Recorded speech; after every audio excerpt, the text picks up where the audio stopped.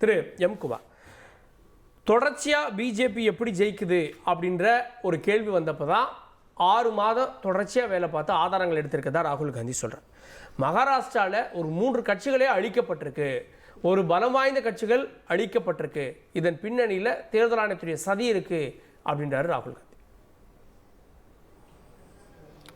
அவர் பல குற்றச்சாட்டுகள் சொல்லியிருக்காரு. அவர் ஒரு குற்றச்சாட்டு 2 குற்றச்சாட்டு சொல்லலை, ஆனால் கிளைமேக்ஸை சொல்லலை. அவர் பாஜகவிற்காக தேர்தல் ஆணையம் திருட்டில் ஈடுபடுகிறதுன்னு சொல்றாரு. ஆனா நிரூபிக்க என்னிடம் 100% ஆதாரம் உள்ளது என்று சொல்றாரு. அந்த அணுகுண்டு வெடிக்கும் போது தேர்தல் ஆணையம் ஓடி ஒளிஞ்சு விடும் அப்படின்னு சொல்றாரு. ஆனால் மகாராஷ்டிராவில் 1 கோடி வாக்குகள் இப்படித்தான் போட்டாங்கன்னு சொல்றாரு. அடுக்கடுக்கான பல குற்றச்சாட்டுகள் அவர் சொல்றார். ஆனால் எந்த விதமான ஆதாரம் 100% ஆதாரம் இருக்குன்னு சொல்லுகிறார். ஆனால் எந்த ஆதாரத்தையும் அவர் வெளியிடலை. அப்போ நான் என்ன கேட்குறேன்னு சொன்னால், ஒரு அந்த அந்த தேர்தல் ஆணையம் எடுத்த கணக்கு மறு ஆய்வில் 65 லட்சம் பேர் ஒதுக்கி வைக்கப்பட்டிருக்கிறார்கள். அதில் 18 லட்சம் பேர் மாண்டு இறந்தவர்கள், 26 லட்சம் பேர் 36 லட்சம் பேர் புலம்பெயர்ந்தவர்கள், 7 லட்சம் பேருக்கு ஒரு பல மல்டிபிள் கார்டு வச்சுருக்காங்க. ஸோ இப்படியெல்லாம் அதை தனித்தனியாக பட்டியலிட்டு ஒதுக்கி வைத்திருக்கிறார்கள்.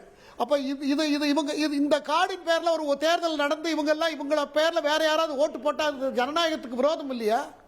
நம்ம நாட்டினுடைய பீகார்ல 65 லட்சம் பேர் வந்து நீக்கப்படுறாங்க. ஆனா மகாராஷ்டிரால 41 லட்சம் பேர் சேர்க்கப்படுறாங்க. மகாராஷ்டிரால பாஜக கூட்டணி ஸ்வீப் ஏன் இருக்காது? இல்ல அதுதான் சந்தேகம் எழுப்புறாரு சார். அதே இதை நீங்க முடிச்சு போடாதீங்க. இல்ல அதே இதை அது அங்க நீங்க அந்த ஓட்டு போட்டவங்க கார்டுல ஏதாவது கோளாறு இருந்தா தான் நீங்க கேட்க முடியும். அந்த மாதிரி எல்லாம் விடுபட்டு இருக்குங்கிறத சேர்க்கறதுக்காக தானே மறு ஆய்வு பண்றாங்க. கார்டை திரும்ப ரீசெக் பண்றதே அதுக்கு தானே பண்றாங்க.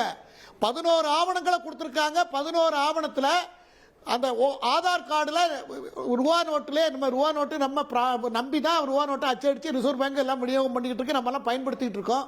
அந்த ரூபா நோட்லேயே கள்ள நோட்டு வரலையா? அதை போல் ஆதாரில் நிறைய ஊழல் இருக்குது என்று அரசுக்கு பல்வேறு வகையில் தகவல்கள் வந்ததின் அடிப்படையில் தான் அந்த ஆதார் கார்டு ரேஷன் கார்டு தவிர நீங்களாக 11 ஆவணங்களை தேர்தல் ஆணையம் சொல்லி இருக்கிறது. அந்த 11 ஆவணங்களில் பர்டிகுலராக பாஸ்போர்ட்டாக இருக்கட்டும், கடவுச்சீட்டாக இருக்கட்டும், அல்லது பேங்க் அக்கௌண்ட்டாக இருக்கட்டும், ஒரு சொத்து வாங்கிட்டு தான் டாக்குமெண்டா இருக்கலாம், ஆபீஸ்ல வேலை பார்த்தா ஆதார் ஐடென்டி கார்டு இருக்கலாம், ஆதார் ரேஷன் கார்டுல இருக்கு. அந்த 11ல அது ஆதார் சார். நீங்க இந்த செந்தில் இதுல வந்த மாதிரி நீங்க கேக்குறீங்க. அந்த ஆதார்ல ப்ராப்ளம் இருக்குங்கிறதுனால அதை மட்டும் அந்த ஆதார் தான் தனி நபர் அடையாளம் அப்படின்னு சொன்னது இந்த அரசு சார். அதுதான் ரூபா நோட்டு. இந்த அரசின் திட்டத்துல ப்ராப்ளம் இருக்கு. கள்ள நோட்டு வாங்கி இருக்கத்தான் செய்யும் சார். என்னைக்கு ஒரிஜினல் வருதோ அன்னைக்கு டூப்ளிகேட் பண்றதுக்கு 10 பேர் தயாராகிறாங்க சார். இதெல்லாம் கள்ள நோட்டுக்காக நல்ல நோட்டெல்லாம் நிப்பாட்டிடுறோமா நம்ம ஒரே நாள்ல? கள்ள நோட்டு வர்ற வரைக்கும் காத்திருக்கிறது இல்ல. இல்ல ஏன் 500 ரூபாயெல்லாம் நம்ம 2015-14 பண்ணலையா? எதுக்கு பண்ணணும்? எதுக்கு பண்ணுனாங்க?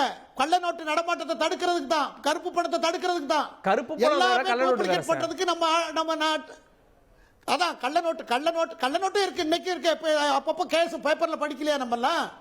ஆகையினால ஒரிஜினல் பண்ணும் போது டூப்ளிகேட் பண்ணிடும். அதனால நிறைய தவறு நடந்திருக்கு என்று அறியப்பட்டுதான் அவங்க எடுத்த கணக்கு பிரகாரம் தான் நான் சொன்ன 36 லட்சம் பேர் வெளி மாநிலத்துக்கு போனவங்க, 18 லட்சம் பேர் செத்து போனவங்க கார்டுன்னு இருக்கு.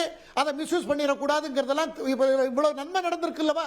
அப்ப நீங்க அதை எடுத்துக்காம நீங்க வந்து ஓட்டு போடுறவங்கல தான் எந்த கட்சிக்கு யார் ஓட்டு போட போறாங்களோ அதுல எத்தனை பர்சன்டேஜ் வருதோ அவங்க ஜெயிக்க போறாங்க. சரி சரி, இதை ஏன் நாடாளுமன்ற தேர்தல்ல இருந்து ஃபாலோ பண்ணல? ஏன் திடீர்னு பீகார்ல இருந்து தொடங்குது சிறப்பு தீவிர பீகார்ல தான் கண்டுபிடிக்கப்பட்டது. இப்ப அதாவது வெஸ்ட் பெங்கால்ல மம்தா பானர்ஜி அவங்க பல ஆண்டு காலமாக அவங்களுடைய சொல்லு செயல் பேச்சு எல்லாம் ஒரு குறிப்பிட்ட சமூகத்தை ஆதரித்தே அவங்க வந்திருக்கிறார்கள். அவர்களுடைய அனுமதியோடு பல பக்கத்து அடுத்த நாட்டுகள்ல இருந்து நிறைய பேர் நம்ம பீகாருக்கு குடி வந்ததாக அரசுக்கு கிடைத்த தகவலின் அடிப்படையில் அதை மறு ஆய்வு செய்யும் பொழுது இவ்வளவு விஷயங்கள் வந்திருக்கிறது. அந்த 1 மாத காலத்திற்குள்ள அதற்கு ஒரு மாத காலத்திற்குள் இந்த ஒதுக்கி வைக்கப்பட்ட 65 லட்சம் பேர் அதில் தனக்குரிய ஆதாரங்கள், அதாவது வெளி மாநிலம் புலம்பெயர்ந்தவர்கள்லாம் என்னால் ஓட்டு போட முடியும்னு கொடுத்து காமிச்சாங்கன்னா போட்டு போட முடியும். அது வரைக்கும் டைம் இருக்குன்னா அதுக்குள்ள காலில் வெட்டியை ஊற்றிக்கிட்டு பாராளுமன்றத்தில் கலெக்டா பண்றது, முடக்கிறது, உள்நோக்கத்தோட பேசுறது, பாஜகவை எதுக்கணுங்கிற நோக்கத்தில் பேசுறதுங்கிறது ஜனநாயக விரோதம், மக்கள் விரோதம், மக்களுடைய விருப்பத்தை, மக்களுடைய எண்ணத்துக்கு விரோதமாக செயல்பட்டு கொண்டிருக்கிறார்கள். கேட்போம். டாக்டர் பாவல், என்ன மாதிரியான ஆதாரத்தை ராகுல் காந்தி வச்சிருக்காரு? ஏன்னா ஒரு பொது வழியில் ஒரு தேர்தலை ஒரு பிரதமருக்கு எதிராக, தேர்தல் ஆணையத்துக்கு எதிராக முன்வைக்கிறார். அப்போது ஆதாரத்தை வெளியிட்டிருந்தால் தான் அதனுடைய வேலிடிட்டி என்னன்றது நம்ம பார்க்க முடியும். அரசியல் செய்கிறதுக்காக இந்த வாதங்களை பயன்படுத்துகிறாரா ராகுல்? ஒரு நாட்டை ஆளக்கூடிய பிரதமர் நாடாளுமன்றத்தில் தெம்பிருந்தால், தைரியம் இருந்தால் ராகுல் காந்தி கேட்கின்ற கேள்விகளுக்கு பதில் சொல்லணும். ராகுல் நாடாளுமன்றத்தில் கேட்கலையே, வெளியில் கேட்கறதுக்கு அவரே எந்த கேள்விக்குமே அவர் பதில் சொல்றதில்ல. ராகுல் காந்தி எந்திரிச்சார்னா வெளியில் போயிடுறாரு. இப்போ ஒரு காங்கிரஸ் கட்சியை வழிநடத்தக்கூடிய ராகுல் காந்தி ஆதாரம் இல்லாமல் எந்த குற்றச்சாட்டையும் சொல்ல போகிறதில்ல. அவர்கிட்ட ஒரு வலுவான ஆதாரத்தை நாங்கள் தேடி எடுத்திருக்கோம், அது ஒரு வெடிகுண்டாக நாங்கள் கொண்டு வரோம் சொல்லியிருக்கார். இதற்கு நீங்கள் நாடாளுமன்றத்தில் அப்படிலாம் இல்லை அப்படின்னு தெரிவிங்க, அல்லது அனைத்து கட்சி கூட்டத்தை கூட்டி, நாடாளுமன்றத்தில் இடம்பெற்றிருக்கக்கூடிய அனைத்து கட்சி கூட்டத்தை கூட்டி அங்கே நீங்கள் மறுப்பு தெரிவிங்க, எங்கள் மேலே அபாண்டமாக பழி சொல்கிறான்னு சொல்லுங்கள். 2023 தேர்தல் ஆணையரை தேர்ந்தெடுக்கக்கூடிய குழுவை நீங்கள் மாற்றி அமைச்சிங்க, அதில் இருக்கக்கூடிய தலைமை நீதிபதியை மாற்றி அமைச்சிங்க. இதோட உள்நோக்கம் என்னவா இருக்குது? ஜனநாயகத்தின் மாண்புகளை பாதுகாக்கக்கூடிய, ஜனநாயகத்தின் தூண்களாக இருக்கக்கூடிய அத்தனையும் நீங்கள் காலி பண்ணிட்டு இருக்கீங்க.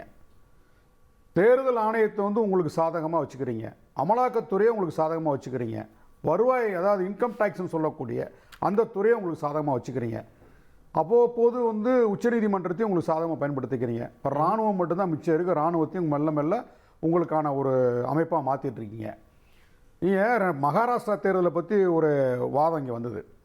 மகாராஷ்டிரா தேர்தலில் ராகுல் காந்தி சொன்ன குற்றச்சாட்டு ஒரு ஆங்கில நாளேட்டில் வந்தது.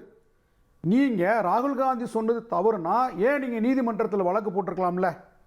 ராகுல் காந்தியை நீதிமன்றத்துக்கு மகாராஷ்டிரா குற்றச்சாட்டு இருந்தால் அவர் நீதிமன்றத்துக்கு போகலாம் சார். குற்றச்சாட்டுக்கு ஆதாரம் இருந்தால் அவரே போகலாம்.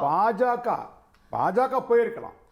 இவர் மகாராஷ்டிரா தேர்தலில் தில்லுமுள்ளு நடந்தது, பாஜக வாக்குகளை களவாடிதுன்னு சொல்லி வெளிப்படையாக ஒரு ஆங்கில நாளேட்டிற்கு திரு ராகுல் காந்தி வெளிப்படையாக பேட்டி கொடுத்தாரு. அது தப்புன்னு சொல்லிட்டு ராகுல் காந்தி எங்கள் மீது அவாண்டமாக பலி சுமத்துறான்னு ஏன் நீங்கள் நீதிமன்றத்துக்கு போகலை? அப்போ அதில் உண்மை இருக்குதானே? சண்டிகார் தேர்தலில் நீங்கள் என்ன பண்ணீங்க? மேயர் தேர்தலில் திருடலையா? வெற்றியவே தட்டி பறிக்கலையா? நீங்கள் உச்சநீதிமன்றம் ஓங்கி உங்கள் தலையில் கொட்டின பிறகுதான் நீங்கள் அதை விட்டு கொடுத்தீங்க. அப்போ ராகுல் காந்தி சொல்லக்கூடிய குற்றச்சாட்டு அனைத்தும் உண்மையானது. நீங்கள் அது பொய்னா நாடாளுமன்றத்தில் விளக்கம் கொடுங்க, அல்லது நீதிமன்றத்தில் விளக்கம் கொடுங்க. இப்போ காங்கிரஸ் சார்பாக உச்சநீதிமன்றத்தில் வழக்கு போட்டிருக்காங்க. பீகார் தேர்தல் சம்பந்தமாக 65 லட்சம் வாக்காளர்களை நீக்கக்கூடாதுன்னு சொல்லிட்டு நீதிமன்றத்துக்கு போயிருக்காங்கல்ல. நீங்கள் நீதிமன்றத்தில் சொல்லுங்கள், சொல்கிறதுக்கு உங்கள்கிட்ட ஏதாவது டேட்டா இருக்கா? சார், இந்த கேஸை நீதிமன்றத்துக்கு போகல சார். நீதிமன்றத்தில் தொடங்கி இருந்தால் பரவாயில்ல, பொது வழியில் வைக்கிற குற்றச்சாட்டு இது ஆதாரம் கொடுத்தா நீதிமன்றத்துக்கு போகும். உங்களுடைய தேர்தல் ஆணையத்திற்கு உச்சநீதிமன்றம் இப்போ என்ன நல்ல தலையில் நச்சுன்னு கொட்டியிருக்கா இல்லையா? ஏன் தேர்தல் ஆணையம் ஒரு தேர்தல் நடத்தக்கூடிய அந்த கடமை தேர்தல் ஆணையத்துக்கு இருக்கு.